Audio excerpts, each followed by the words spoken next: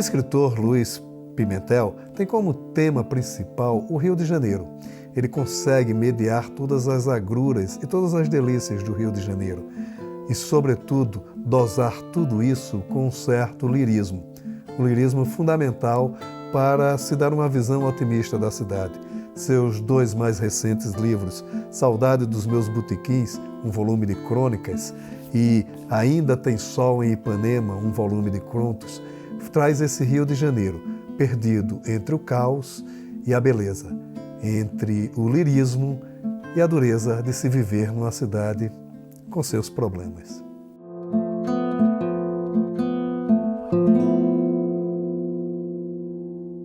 Pimentel, você lançou agora recentemente, né, o Saudades dos Meus Botequins, que é um livro de crônicas, né?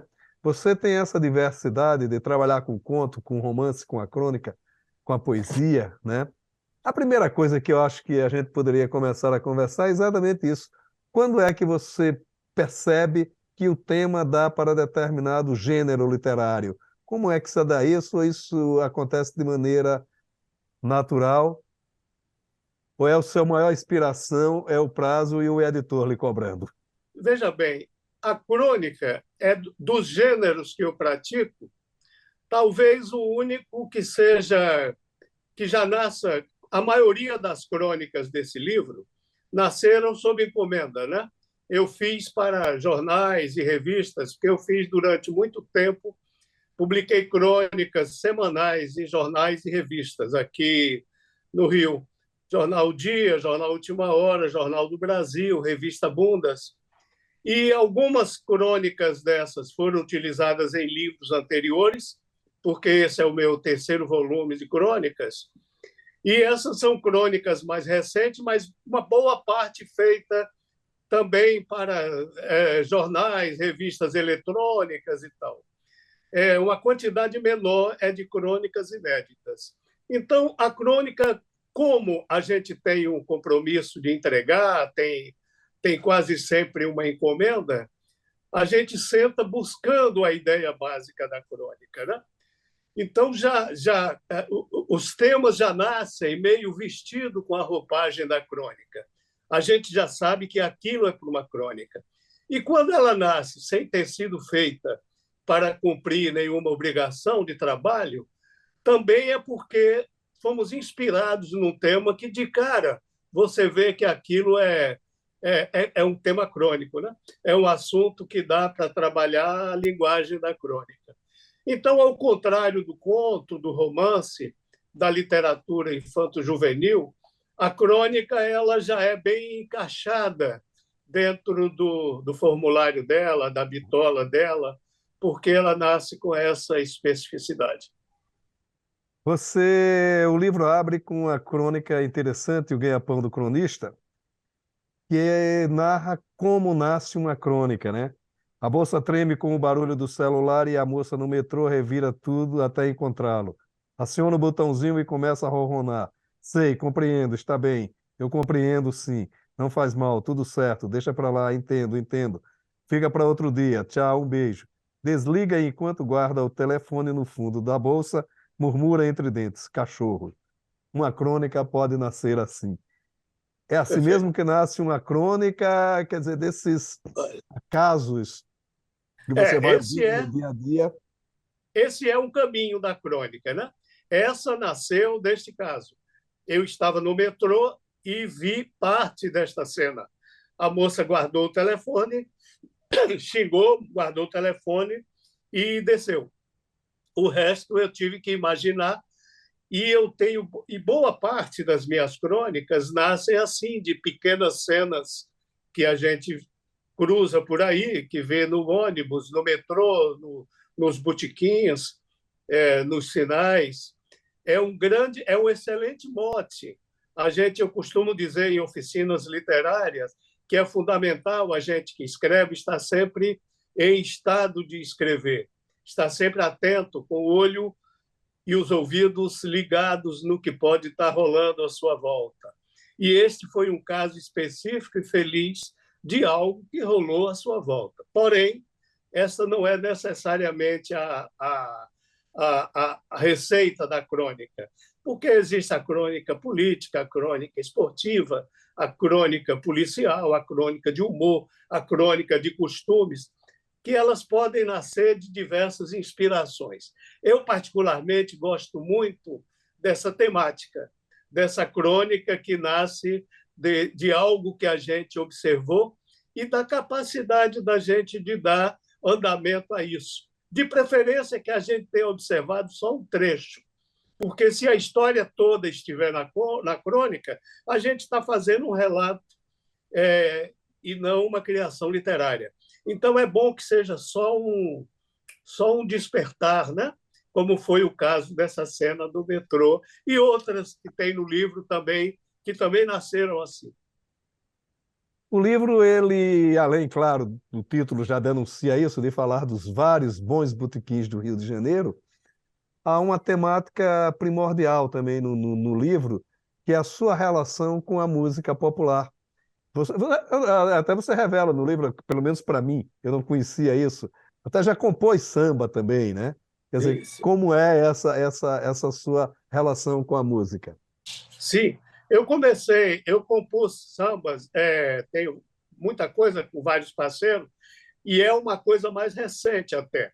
A minha relação com a música é anterior às minhas tentativas como compositor, como jornalista.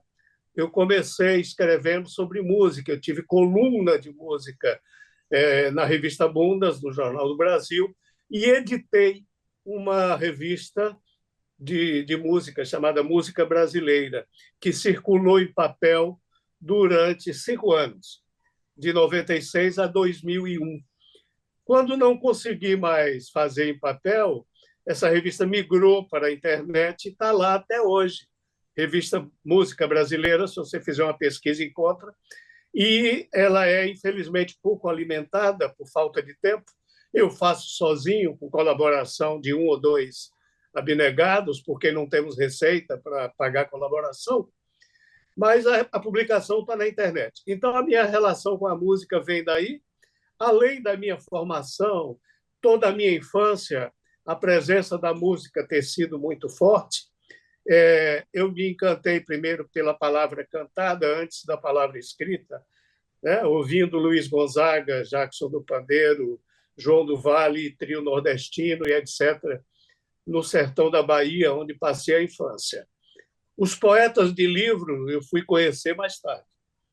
E também escrevi muita coisa sobre música, perfis de autores, tenho livros publicados sobre Geraldo Pereira, sobre Wilson Batista, tenho 3 volumes numa coleção da Editora Moderna, uma coleção muito divulgada e distribuída em colégios, chamado Mestres da Música.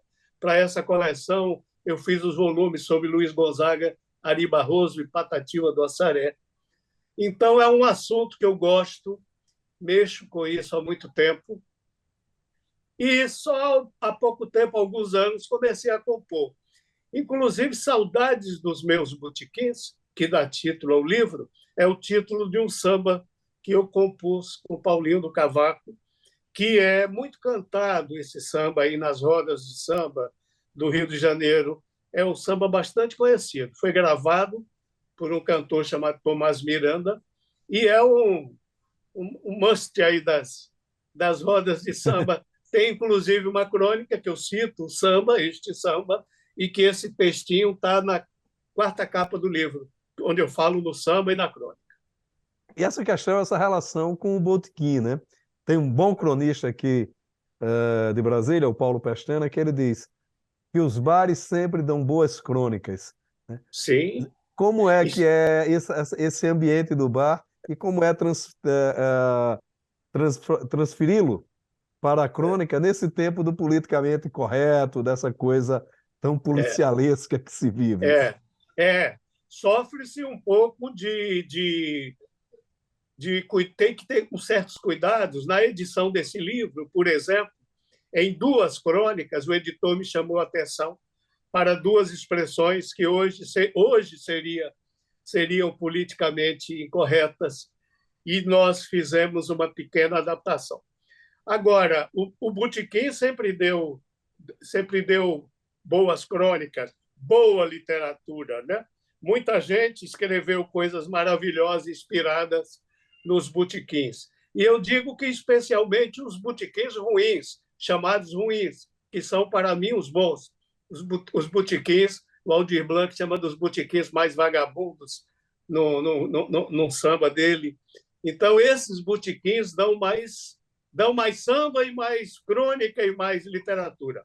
No meu samba com o Paulinho do Cavaco, Saudades dos Meus Botequins, tem um verso que a gente fala: em boteco de grife, eu não piso jamais. Então, é um samba enaltecendo o pé sujo e deixando um pouco para escanteio esse botequim que entrou na moda do ano 2000 para cá, especialmente, que é o que eu chamo de boteco de grife, que é esse botequim metido à besta, que não é exatamente um botequim, né? Veste-se de botequim para faturar em cima desse prestígio.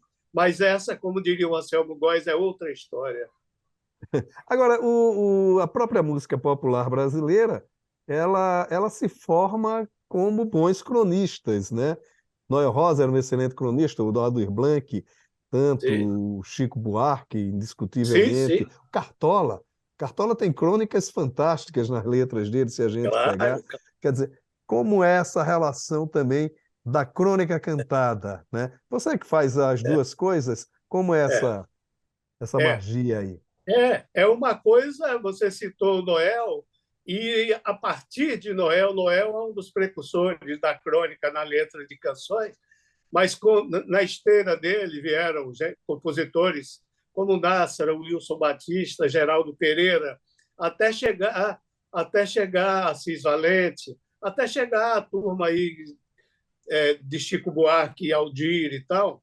A música brasileira sempre teve uma tradição de grandes compositores que foram grandes cronistas, por uma razão que eu acho muito simples.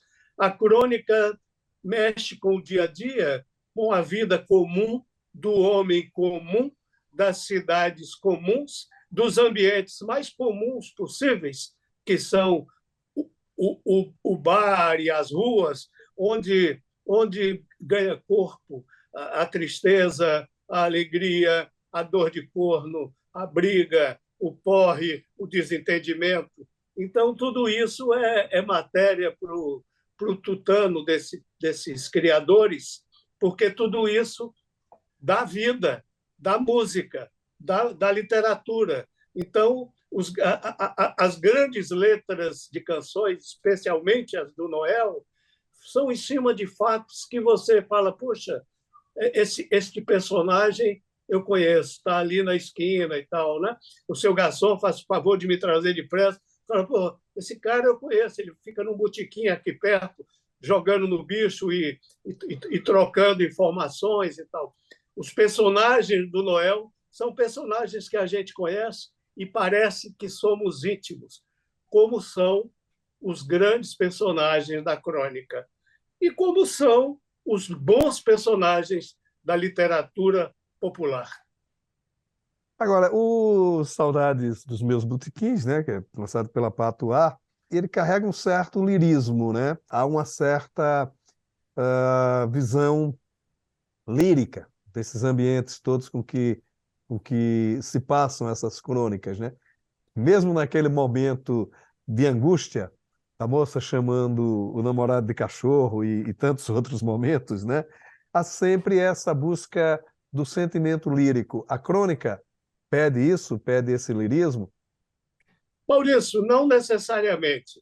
A crônica que não tem essa condução, né? Que não tem a cronista que não tem na sua essência essa matéria-prima do lirismo e faz grandes crônicas. Ocorre que eu tenho. Tudo que eu escrevo tem muito esta pegada. Eu venho da poesia, eu tenho muitos livros de poemas publicados. A primeira coisa que escrevi, que publiquei, foi poesia. Depois fiz muita literatura infantil e infanto-juvenil, onde a poesia é um determinante para se cativar e se conquistar o leitor. E eu tenho este olhar nos meus contos, isso está muito presente. várias pessoas que escreveram sobre ele já observaram, inclusive você, no texto para o Rascunha, sobre um livro meu de contos. Então, eu tenho esta pegada. Isto surge naturalmente em tudo que eu trato, né? Eu tenho esse hábito, esse olhar de tentar ver da maneira mais lírica possível os meus personagens, né? E no reproduzir o que acontece com eles. Eu tenho a impressão que eu tenho um olhar antes de qualquer coisa, antes de crítico, antes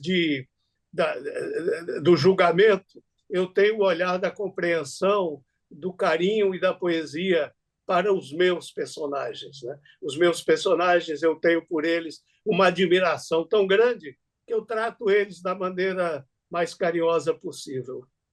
Eu acho que é isso, não sei. Esse lirismo talvez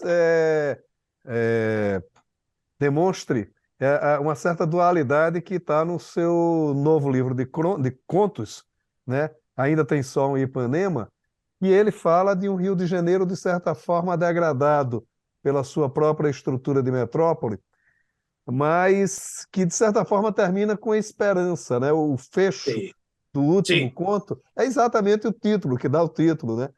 sim, Ainda tem sim. sol em Ipanema, né? Quer dizer, Perfeito. apesar de tudo aquilo, ainda É, tem sol em Ipanema, né? Quer dizer, sim. o lirismo, ele remete a este otimismo? Isso, da metade daqueles contos do Ainda Tem Só Ipanema foram escritos durante a pandemia. Uma quantidade menor, bem menor antes, e uma quantidade menor ainda no finalzinho das coisas. Mas o grosso do livro eu escrevi durante a pandemia. Então, os personagens, mesmo que não esteja tratando da questão do vírus, etc., eles estão tratando de alguma angústia, de algum problema que nos atormenta, da dificuldade de sobreviver. Muitos contos abordando a questão da velhice, da dificuldade dos indivíduos lidarem com as fraquezas e as incapacidades. E escolhi para o último conto exatamente um que começa também cercado de angústia, com mortes, com prisões, fazendo referência a mortes de pessoas queridas, como do Alfredinho, do Bip Bip, que volta a ser personagem em muitas dessas crônicas, porque é um personagem constante no meu afeto.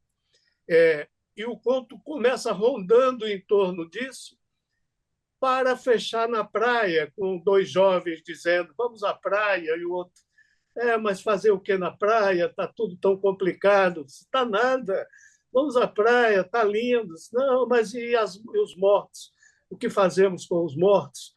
E aí ela diz uma frase: morrer pode ser aqui, na terra, no céu, no mar, ainda pode haver dor ou vontade de mijar. E ele fala: você está maluca? Ela fala: não, isso é um verso do Gil, que isso é uma canção do Gil chamada Morena. Mas vamos lá, cara, ainda tem sol em Ipanema.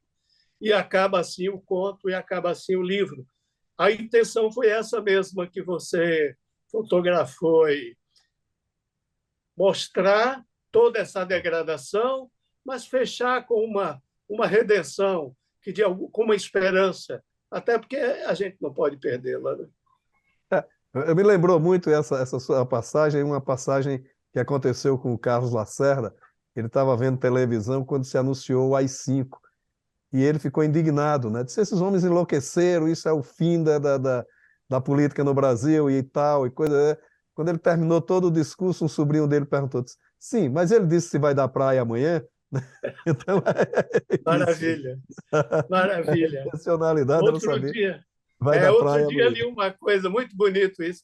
Outro dia li uma coisa muito engraçada também, ainda desse foco, que a filha do Ferreira Goulart, falando que ele já muito mal no hospital e tal, na véspera da morte dele, e que ela pergunta se ele quer alguma coisa, ele fala: quero, me leva para ver o mar em Ipanema, que teria sido uma das últimas coisas que o Goulart falou. Fiquei muito emocionado lendo isso, e deve ter sido muito emocionante para ela, né? Sim, sim, né? E o Goulart era uma outra figura fantástica. E você fala exatamente desse rio, né? Há uma canção que diz deste rio que se perdeu. E não há um saudosismo nisso, né? Me parece que há mais um protesto do que propriamente um saudosismo. Sua literatura me parece que representa muito isso. É isso mesmo? Eu tento. Eu tento evitar o saudosismo, a lamúria, a lamentação, tento não reclamar, né? Há uma frase do Ziraldo que eu gosto muito, que ele falava, a gente trabalhando juntos, e quando alguém reclamava de alguma coisa, ele falava, vamos, vamos, quem reclama já perdeu. Então, quem reclama já perdeu, e é verdade, né? O time que ganha o jogo não reclama do juiz. Então, a reclamação não leva a nada. Então, eu tento fazer exatamente isso, Maurício, identificar, mas sempre com um olhar de, não, foi muito melhor, mas agora o que nós temos é assim, e é com este rio, é com este bar, é com esta rua, é com este sistema de transporte, é com esta falta de emprego, é com esta dificuldade, é com tudo isso que a gente tem que conviver. É o que temos, não é? Igual o processo de envelhecimento, não adianta reclamar. É com isso que temos que conviver. Bola para frente. Eu tento, nas crônicas, dar um pouco esse espírito, até para não fazer crônicas de chororô, né? O próprio Ferreira Goulart dizia isso, né? Disse, o pessimista pode até ganhar o prêmio Nobel, mas vai ser um chato a vida Vai ser um toda. chato. Claro, claro. E ele falava outra coisa bacana que ele falava que lembra um pouco isso, que ele fala assim, não, eu não quero ter razão, eu quero é ser feliz. Né? Você não para de escrever, né? Você está sempre, quer dizer, a profissão do escritor mesmo, e você e tal. E como é que está isso? Continua fazendo? O que é que está fazendo? Continuo fazendo. Eu não paro de escrever, eu não paro de fazer minhas oficinas literárias aqui no Rio. Eu estava fazendo em 2 lugares, um teve que parar porque a casa entrou em obras, e eu não paro de fazer oficina fora também quando me chamam, e eu não paro de escrever e de propor, e de correr atrás. Eu tô o tempo todo, como qualquer iniciante, mandando meus originais para as editoras com a cartinha padrão, mesmo aquelas editoras que já me editam, eu sei que eu vou para o fim da fila como um qualquer e tenho a mesma felicidade quando recebo a aprovação de um original, de que quando recebi a primeira, a mesma felicidade quando recebo um livro pronto do que quando vi o primeiro. Continuo entrando nos concursos literários, todos aqueles que eu acho que vale a pena, seja para livro inédito ou para livro publicado. Enquanto eu der conta de trabalhar, é isso que eu vou fazer, cara, porque é isso que eu gosto, é isso que me dá prazer, e esta é a minha função. Durante o meu período de jornalista profissional, eu trabalhei durante 35 anos sem parar. Então, eu vivi do meu trabalho, exerci a minha profissão todos os dias da minha vida profissional como jornalista. Agora eu faço como escritor e peço a Deus todo dia que continue me dando força para trabalhar e vontade e inspiração. Né? Afinal, é uma profissão, né? É uma A profissão. escrita é uma profissão. Se Né? é regulamentado ou não, este problema não é meu, é das regulamentações. Isso aí é outro papo. O Frederico Pernambucano de Mello disse que uma coisa que ele mais se admirava quando ele entrevistava os cangaceiros é que ele sempre dizia o seguinte: na profissão do cangaço, então o cangaço para eles era uma profissão. Escrever também é uma profissão. Claro.